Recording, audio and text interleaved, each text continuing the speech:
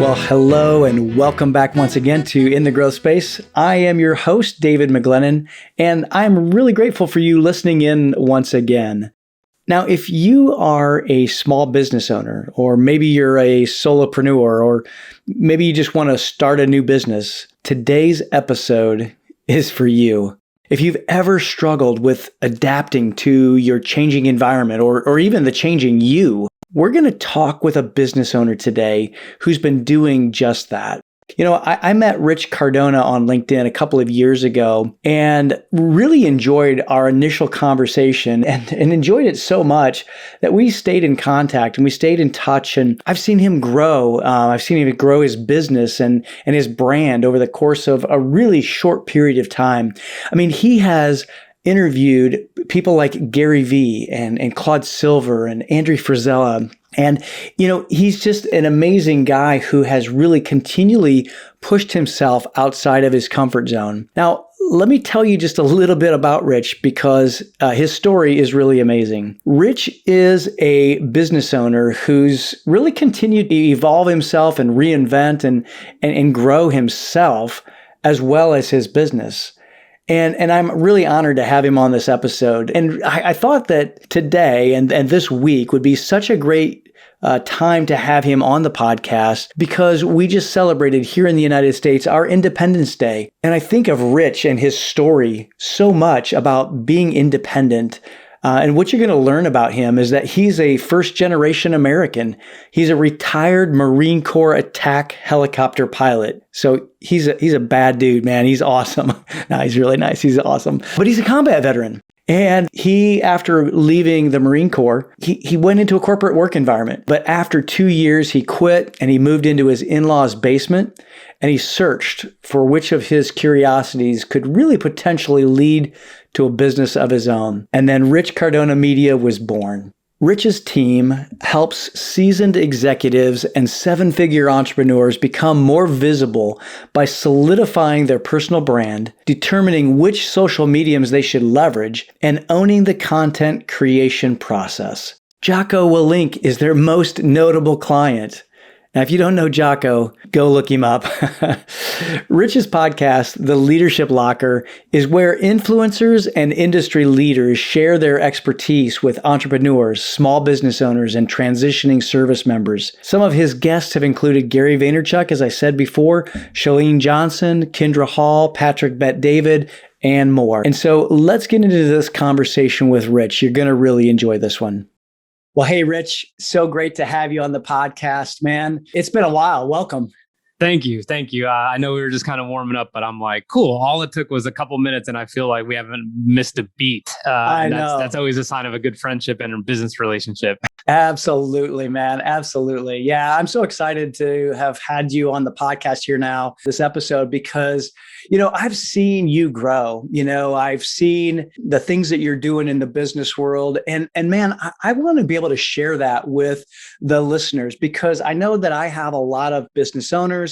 I've got business leaders. I've got emerging leaders who listen to the podcast. And I think that there's a lot that you've been learning and growing from in that I think just is a great story to share. And so let's just start with, how did you get into the business that you're in? Yeah. So the business I'm in, which I believe you mentioned in the intro, is I have a media company. We focus on content creation for CEOs. Military CEOs are probably, you know, if I was going to niche down, that's what it would be. We also do podcast production. This came about in a very strange way. I retired from the Marine Corps back in 2015. I retired a little early. And I mean, I think we've discussed this before, but the Marine Corps doesn't have a recruiting problem. So from time to time, they'll let you retire early. You don't have to get to 20 years. And that's exactly what I did. And I ended up at Amazon for a couple of years. I was very unfulfilled, working at a fulfillment center. And I was so unsettled, man. I was deeply, deeply unsettled, despite performing very high at a high level. And I think having a really good amount of influence on the people around me and the managers. I mean, everyone who was a manager, quote unquote, under me got promoted. Like it was my goal and they crushed it. Yeah. However, I don't we all shouldn't wait for something catastrophic to happen when we make, come to a big decision. But it was to the point where I just didn't even know who I was anymore. And it was affecting my family life and my relationship. And I had been following Gary Vaynerchuk for just a little bit of time. At first, I couldn't stand him. And then I was like, wow, this is exactly what I needed to hear. Became friends with people he worked with because I like to see the people around the person that I'm consuming content about. And that's how I met Claude Silver, who's a great friend of mine and mentor. And the only way after I quit my job at Amazon, I thought I could give back to her was by making content for her. She's behind the scenes. I'm like, Gary has content for the next 3 centuries. What can I do for you? Can I get you on camera? Can I get some of your stories? And that's how it started. And I had no idea what I was doing, but I knew intuitively that there was just an amazing amount of C-suite executives who were operating behind the scenes. And because of that, we're not being seen.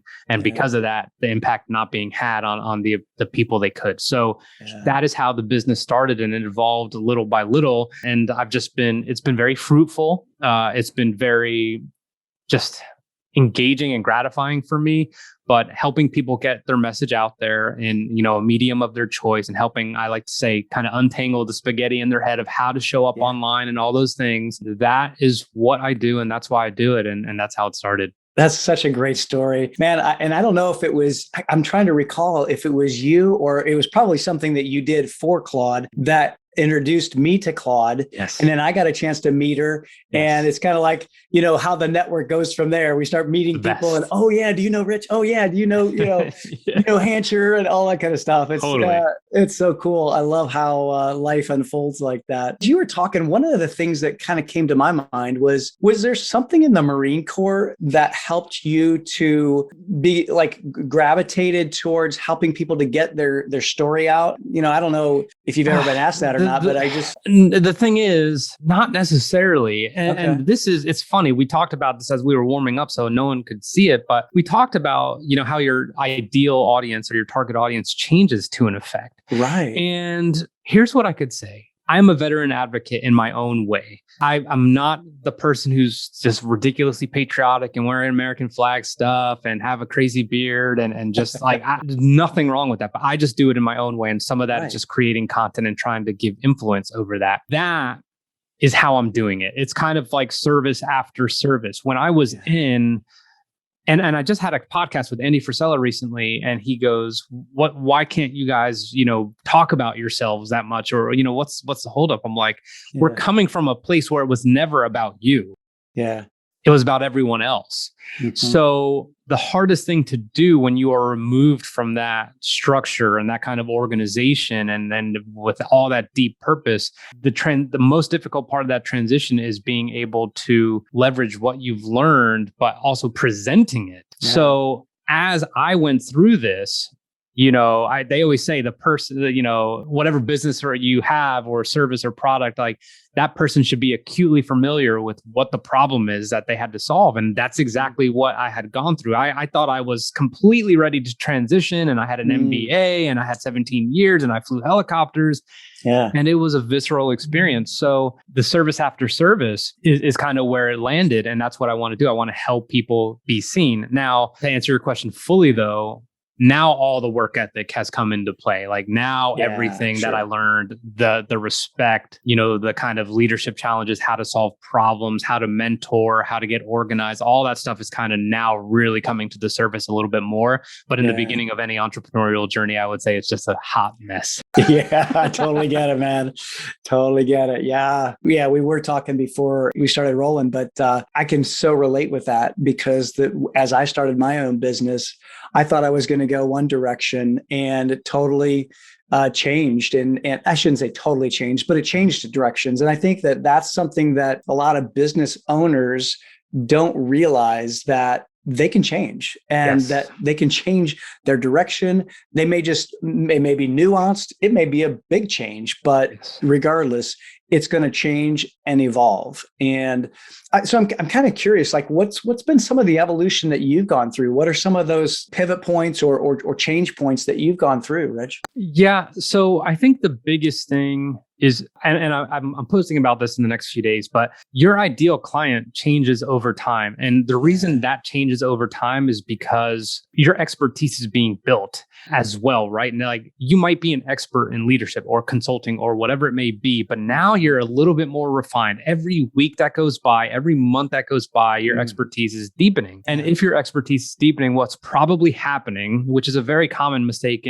for early stage entrepreneurs, and I'm still there, is you're probably underpriced. You're underpriced because you want to get some of that validation. You want to get that proof of concept. You want to get some of those testimonials and people to vouch for you, make introductions for you and all those things. But as time goes on, you start to realize, wow, these clients who are getting these really good deals are actually the people I probably need to lose more than anything, because all I need to do is charge those who are doing very well and I'm contributing even more, probably just another 10%. And if you really are delivering, they're going to take that 10% and be like, Rich or Dave, like, no problem. And that allows you to kind of free yourself from some of those ones that are probably, I don't want to say cheap, but they are at a price point that you needed at that time.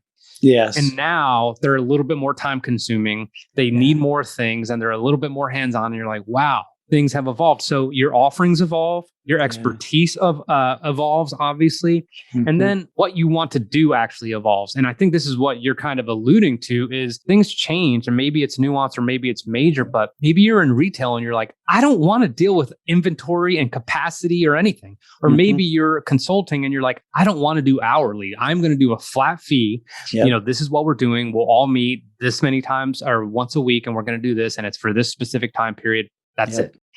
Whatever it is, but you get smarter, you get more efficient. And obviously the default mentality for any business owner should be to scale.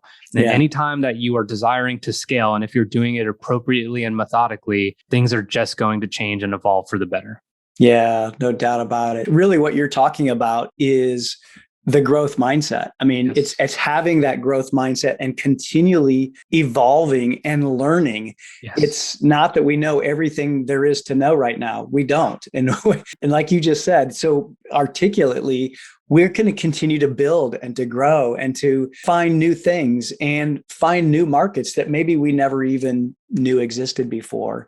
So, or international partnerships potentially, like someone I know who just told me about that. It's so cool. And, and I think that's in today's world, we have so many opportunities just to go beyond our geographic restrictions, because and I think that's really a lot of what COVID has helped us to be able to see. Although I think there were people seeing that beforehand, it just kind of really exploded it into a lot of people's consciousness, don't you? Yeah, I'm really, really glad you mentioned this. There is a media company here in town. I'm in Wilmington, North Carolina, and I know them, and they're great people, and they are very much focused on a specific niche here in Wilmington. I have one client in Wilmington, and the rest are all over the United States. I've had some in San Diego. I've had some in Utah. I've had some in Florida. I've had some in New York. I've had some in Vermont. I mean, they're everywhere. And that, to me, was a very conscious decision, because I feel like it would almost be too easy here. I want to put in the work. I want to be able to see, like, can I do this virtually? Can I still serve from a distance? Do I need to be flown out from time to time to do some of this deeper work? And the answer is yes. But what I was able to prove to myself, and to your point, is that COVID, there was an opportunity for a lot of people to either drown or to, swim. And I was like, it was actually very fruitful for me, not only because of what the business is designed to do, because a lot of us had to get online and make content, but because I was like, okay, like, I am doing this efficiently. Like, my market does not need to exist right here in front of me. There is a part of me, a small part of me, that just believes it's a little bit too comfortable. Sure. So if you can expand that out, put yourself in a little bit of that discomfort, and then you have more skin in the game, the client's probably going to trust you a little bit more, because that's just the way it's going to have to be. And that's a really good sign, obviously, if you're able to have those remote relationships. Yeah, for sure. For sure. Yeah. You talk about something that I love, and you talk about your comfort zone. And I'd love to just explore that with you for just a minute, because I got to believe that as an aviator, not just an aviator, but a military aviator, you're probably outside of your comfort zone quite a bit. And so, like, how did you translate that into business? And I guess, how do you routinely get yourself out of your comfort zone now? Yeah, that's a really, really great question. And I think, oh man, as far as getting out of my comfort zone, it's interesting. I do it very intentionally, but I think very similar to when you're in the Marine Corps, once things start to happen, you're not uncomfortable. You're like, wow, this is exactly where I needed to be. Yeah. I'll give you an example of that just to kind of make sure I'm hitting the point. Started a podcast because Gary Vee was saying to have a podcast, document the journey, right? And there have been multiple iterations of the podcast, by the way. Yeah. However, one thing I learned about being uncomfortable, and obviously it's not life or death, but it is literally just reaching out to people who have had influence over me and asking them to be on the podcast. Oh, yeah. And that's a really strange situation if you're new to the game and if you're not an established business owner and if you don't have all this amazing social proof in terms of downloads or in the business, millions in dollars of revenue that makes them think you're on the same plane as them. Yeah. So how do you do that? You get creative with headlines. Marine interviews media mogul, or you think of different ways. You send a video, you DM them, you like their things, you get in touch with some of the gatekeepers, you look at the people around them. Mm-hmm. And this is all uncomfortable because right around the corner is that rejection. And you need to have thick skin, and you needed to have thick skin in military service as well. And trust me, as an aviator, you probably make hundreds of mistakes per flight, even though hundreds of things go right as well. Sure. So the iterations of the podcast has allowed me to really get some of the most influential people to others and to myself on. Yeah. And what I realized was everybody is human. Everyone is taking some sort of risk all the time. And I actually just recorded a podcast right before this. Oh, cool. And it is that business owners, you, me, we are all here to provide a service that's going to help another business owner mitigate their risk. Yeah. Of underperforming, of letting the company go under, of not being seen by the right target audience, of whatever it is, of being an emerging leader who's not going to have the impact they have and create a culture that is going to help be sustained over years and years of time. So we are here to mitigate risk. Yeah. And if you want to mitigate risk, there's always going to be some sort of discomfort involved because there's risk involved, period. Right. So I hope that makes sense. Yeah, absolutely. It does, man. Well, and it's so cool that you went there because, part of the reason that I do this podcast is because I love learning from other people and learning how you get people like a Gary Vee or Andy Frisella, on your podcast. I mean, to me, these are guys that in my mind, you kind of elevate them because you think, wow, they're multimillionaires. They're killing it in business. Yep. And yet they are people. And 100%. How they think, it's just getting around them and learning from them and seeing how they think, but also, and I know you actually, I think it was you that just did this post about adding value to other people. And what does that mean? But it's uncovering and finding ways that you can to talk to people around them, see who's around them. Yes. What are their interests? Yes. What are what's their focus? And then just being persistent and, quite frankly, being able to receive that rejection when you get it, I suppose. Yeah. I mean, last thing I'll say is, and I know I kind of mentioned it already, but once I was actually in front of these people, there was zero nerves. Yeah. And I cannot think, especially some of the bigger names, I cannot think of any time I was treated as anything less than less than a peer or a counterpart or whatever. The attention was on me and our discussion. We got to know each other just like this, just like you and I. And it's just refreshing. And that, as time has gone on, has reduced the fear. So then it's like, then you have to ask yourself, okay, like, how could I make myself a little bit more uncomfortable now? Yeah. And that's kind of where I am with a little bit of the business, changing up some offerings and things like that I'm confident I can do, but I still need to get the reps in and it's uncomfortable. Yeah, absolutely. So talk about like who are some of your heroes in business? You've interviewed a bunch of them. And so I'd love to just kind of learn from you, like who's your hero and or heroes and why? Like what did you learn from them? One of them, here's a couple. We could talk about Gary Vee all day, but he's kind of like one. Here's one thing. Actually, I'll just paint one picture of what these heroes have in common, and that is their inability to kind of exaggerate the truth. They are, I like to call them in my mind, truth tellers. You could tell there's nothing that's not being said, or there's nothing that's being said just for effect. Yeah. Their desire is to paint the picture as matter of factly as possible. Mm-hmm. And a lot of that involves helping people out in an enormous capacity for free in terms of the content they produce, the YouTube videos they make, or the podcasts that they host. Yeah. And that, to me, here's what I could tell you. And this is perfect about growth. I used to think that I had some sort of system that was like, oh, I really got to like make sure no one can see my paper. This is my test. You know, I got it. I can't share it. And someone gave me this analogy not long ago, and it was incredible. And I realized this about the heroes, the Patrick Bet-Davids, the Andy Frisellas, even a guy like Roger Wakefield, who's a plumber who exploded on YouTube. Yeah. I mean, like, give me a break. These are people, number one, they're all truth tellers, but they share as much information as humanly possible. And that is a growth mindset. But why did I have the scarcity mindset? Like, what was I afraid of? Well, think about it. Think about a chef who has made a good meal. Like, they are on TV showing you how to make that meal. They have the cookbook with the exact recipe. That is something that is uniquely theirs for millions of people to replicate. Yeah. And that doesn't stop them. They realize that they could help more people by providing as much. Now, not the caveat, but how do you make money if you're giving everything away for free? Because what you want and what I want is access. I want you to just hone in on my specific problem, period. And So that true. is when you could provide a premium. Yep. So put as much out as you can for free, but I can't help. And Dave could maybe benefit from my content all he wants, but it's not until he's like, I want to work with you. I've seen you. I feel like I know you. Yeah. You will pay the premium for me to help dissect exactly what problem you have going on and how I might be able to solve it. Yeah. Yeah. So, spot on, man.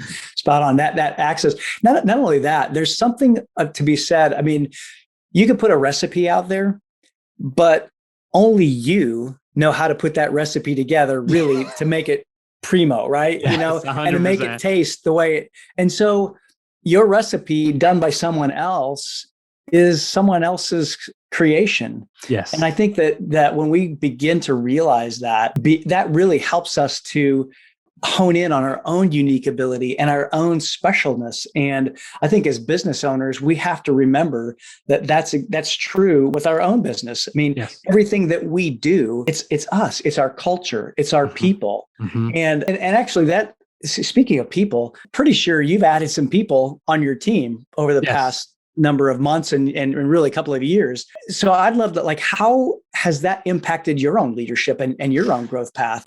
This is by far the biggest leadership challenge I've had, because it's pun intended or in advance is, as an aviator, I could say this, but like, it's like building the plane as you're flying it or fixing it as you're flying it, because absolutely. You know what I mean? Like, there's nothing established. I'm not operating by anyone else's mission, vision, values, core, all that stuff. I'm not operating by their blueprint or how we are supposed to launch this site or this business or whatever it may be. Like, it's all you. Right. So how do you get buy-in when you inevitably probably have many portions of the day where you're like, what the hell am I doing? Yeah, right. Do you know what I'm saying? Like, absolutely. you know how difficult it is to try and make sure that your people are aligned and that they're bought in and that they're not looking elsewhere and that they're enjoying the work and that they're clear on the work and that they think you're a good communicator and all these things. Yeah. And meanwhile, like, you still have to be up and out to make sure that there is a vision that is consistent with what the business is doing right now. And it's actually driving towards that. So when it comes to team members, I would say to anyone listening, that is going to be something that you cannot take for granted. And it is going to require a different amount of emotional capital than you could possibly imagine, because you are going to be battling with your own moments of loathing or doubt or dwelling on, a prospect who said no or a client who said, I'm out of here. Who knows what it is, but you have to show up for the team. And let me just share this one anecdote. When I went to First Forum to interview Andy, I met someone who had been with him for 12 years. And this gentleman said to me, he goes, it was the hardest interview I've ever done And he goes, and this was 12 years ago. I was just going to be part-time at a supplement store. And I thought it was a complete joke. I'm like, I just needed extra money. He goes, here's what I could tell you. He goes, everything he ever said was going to happen has happened. And I was like, even at the beginning, he set the culture like that. I couldn't believe it. And that was a lesson for me right then and there. Well, and I think that really even speaks to business owners. I think that's one thing that I really want to get across to business owners is that your culture is going to happen whether you like it or not. And if you don't like it, then look in the mirror because you're the leader. You have to create that culture by design and not let it happen by default, right? Yes. I think that that's so key. One of the things you did say earlier in the conversation was really about your business model and going out to see people and to film. Because I know you documented, you're going places all the time. How did that impact you with COVID, and like how has that then realigned your business? I want to do less of it, to be honest. Part of my personal brand is to include posts about my family from time to time, like on Sundays. I cherish being a father, a girl dad specifically. I am ridiculously grateful at the support I have from my wife. And if you're a business owner, your significant other, that part. And actually, this is from an interview I had with Patrick Bet-David. He goes, if they're not bought in from the beginning, then it's never going to work. At some point, they're going to just resent you, or you're going to resent them for interrupting your business or whatever it may be. Like it's crazy how honest he was about it. But so anyway, so the reason I say I want to do less, this is actually incredibly important, what I'm about to share.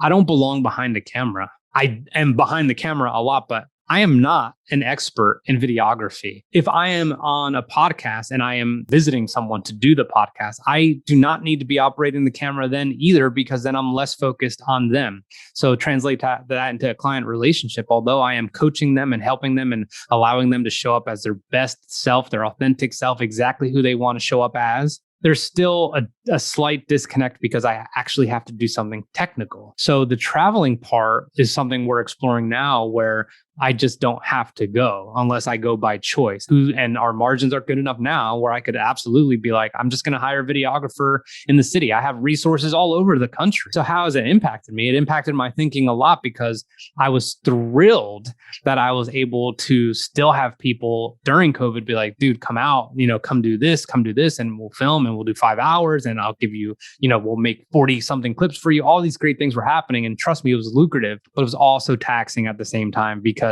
every time I had to pack, I was just like sick, because I was just like, I don't know. My daughters are just at this age where they're just like incredibly exciting to be around. And, so that's how it impacted me. It's caused a shift, to be honest. Yeah, so interesting. I can even see it in your eyes, man. It's so cool, because that's the heart of a father. I mean, really, it truly is. And, it took me a long time to get there. And 7 years ago, actually, when this airs, 7 years ago is when I started my business. Mm-hmm. And it was because my kids were at a place where I just didn't want to miss them anymore. That packing up and leaving, God, that's the hardest thing to do. I mean, people think it's all this glitz and glamour of going on the road. And I'm like, dude, you don't understand. It sucks. Yes. I mean, you get to eat some nice places maybe, but a lot of times you're doing it by yourself, or you're not with the people who love you most and know you best, right? Yeah. So, one thing I'll say on that is it's just kind of funny. I am notorious for doing out and ins, because all I need is 5 hours to get you like 3 to 4 months worth of content. Yeah. But I literally will go from Wilmington to Columbus and be back by night, because I'd rather be here in the morning than wake up at a hotel or sleep like crap. Love that, I'd rather be here to say hi to my girls and all that and have breakfast or bring them to school, whatever it is. Yeah. I'm like out and ins. If I could do it, I'll do it. I love it, man. Yeah, that's so great. That's so good. So if there was a lesson that you wanted to like shout from the rooftops about your growth or business, or really anything that you've learned as an entrepreneur over the last couple of years, what would that be? Yeah, and I'm going to tell you, it's extremely, extremely top of mind right now for me, which is when you are hired or when you are inquired about your services, I think it's very important to present or show up from a place of confidence, not from a place where you already feel like you're a kind of a notch below who you're talking to because they are the one with the leverage, because they have the ability to hire you, or because they have the ability to contribute revenue to your company, or whatever it may be. I think service providers specifically, we can and often do fall into this trap of trying to serve anyone that we can. And we believe that the reps are going to be worth it, and that some of these price points that we're able to, make exceptions on, when that couldn't be further from the case. What's actually happening is you are an expert. You are not an order taker. And I believe if you show up eye to eye with this prospect and with the client, and with the intent not to sell, but to just diagnose the problem. This is you taking your car in because it's making a funny noise and getting a diagnostic. Yeah. You should be conducting a diagnostic. And if that person's going to make one of three decisions. They're going to hire you, they're not going to hire you, or they're going to do nothing about the current problem that they have. And if you know those three outcomes, what I think is going to happen is you are just literally going to put yourself in a position where you're actively listening and your only desire is to serve and not to sell. And when you get to that point, I absolutely believe it's tangibly felt from the other party, and that they believe that you have their best interest in mind, that they believe you'll be okay if they say no, that they believe you're probably worth that price if you've done the good enough work and asked enough questions, that they'll be like, okay, wow, that's outside of my range, but let's explore this further. So it is being less of an order taker and more of an expert, and putting yourself in a position to confidently assert whether this person should be on your client roster or not. That is top of mind for me. That is probably the biggest lesson I've learned in the last couple of years, where I think maybe I don't know, I can't speak for you, but maybe there's been some situations where you're like, you knew, you're like, I probably shouldn't, but I'll do it. And then you're just like, what have I done? What did I do? This was not a good experience for them or for me, because you're not going to show up as your best self unless people value you appropriately. And if that relationship is established like that at the outset, then you are going to deliver your best work. And that you're going to end up at the end, hopefully with a double thank you, which Chris Voss talks about, right? Yes. Where, you say thank you and they say thank you, and it's just completely copacetic. And you know what? Maybe business goes on. Yeah, no, I love that. And that's such great advice. It's such great advice, because I think too many people have this mentality. They allow their inner critic to get the best of them. Yeah. And they've got to silence that so that you can go into every interaction being the most authentic you, but the most confident and boldest you as well. Yes. Because that's where you're going to add the most value to the conversation and to the interaction. Now, I think that's spot on, Rich. What else would you like to leave our listeners with today? I know we're kind of getting to the end of our time together, and I want to really be respectful of your time. But what else would you like to share with the listeners, just about your own growth or really anything? Yeah, I am a very much a practitioner of what it is that I do. And I'd be remiss if I didn't mention, how much creating content has impacted and allowed the business to thrive. The reason I'm mentioning that is you do not need to be a business owner to create content. If you're one of the emerging leaders that ever might work, with impact leadership or any consulting organization for that matter, creating content does a couple things. It highlights what you are able to solve on a regular basis if you approach it the right way. It allows you to get some pattern recognition by testing out your copywriting abilities, by testing out what you put under the photo, by testing out that 45-second video, by testing out a storytelling capability, by testing out whether that post was actually really indulgent or whether it was actually meant to serve others. But if you want to have impact, deeper impact, this is exactly why I mentioned that earlier. Why I didn't want to just kind of reach people in Wilmington. Like, that's not exciting to me. If you want to have impact, you can't keep it reserved for where you are in your company, or if you're a small business, just directly in that region. Your reach can be much, much further, which is why I believe exploring social media, as annoying as it might be, and creating content for it is potentially going to get you some of the eyeballs and the awareness that you probably deserve. But more importantly, and you could talk to Claude about this, if anyone doesn't know Claude, Claude's over, you got to follow her. But yeah, definitely. She's too special to not be out there. There's too many people who could benefit from her message.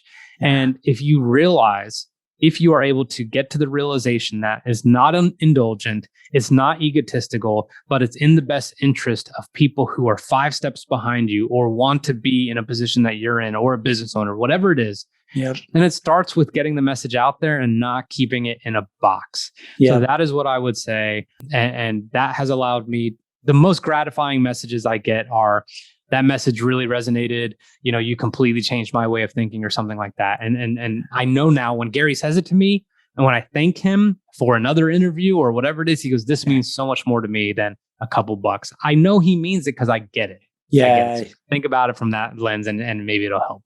I love that. And I'm so glad that you brought that up, because I think that in today's world, even if you're working for a company or with a company as an emerging leader, as part of a leadership team, you've got to be able to keep creating content so that you demonstrate your own thought leadership. So I'm so glad that you brought that up. The other thing that I just have to say too is, man, Claude Silver's message, I think it's one that I'm attempting to echo in my own way, because I love the idea of a chief heart officer within an organization. Yes. And it's so cool too, because one of my coaching clients in a company actually just said that to me. He said, I listened to this lady be interviewed. Her name is Claude Silver, and she's the chief heart officer. I'm like, yeah, I know Claude. And he's like, you're kind of like that with our company. I'm like, well, interesting. That's cool. But I think there's more companies that need that.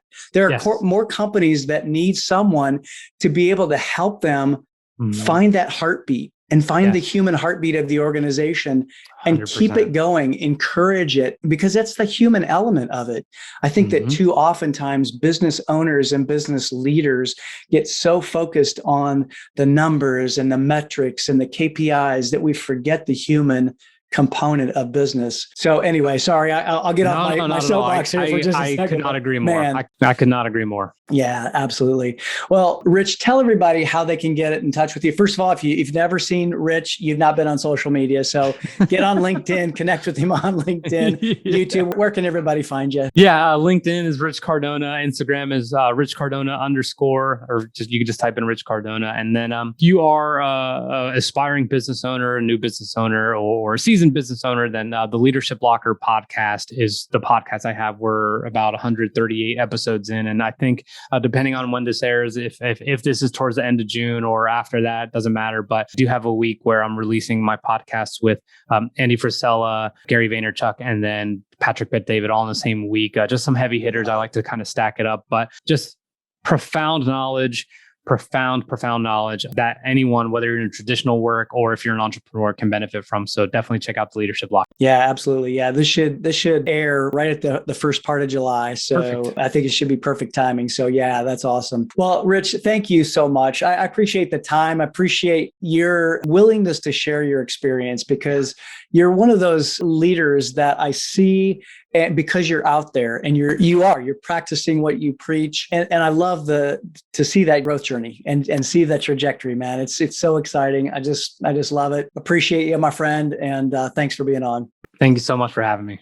Well, I don't know about you, but Rich had some really great points to take away. And some things that got me thinking are, first, we all need to be constantly adapting to our changing environment. Now, I know that with the pandemic, it's been something that we've all faced and we've all had to deal with. But even without the pandemic, we have to keep assessing where we are and what's important to us and adapting to that. And related to that, if we don't evolve, we're going to be stuck. And that's not going to serve our company or our career or our teams or really our own personal growth. And I really loved what Rich said about getting outside of his comfort zone. He does it intentionally. And it's really all about taking risk.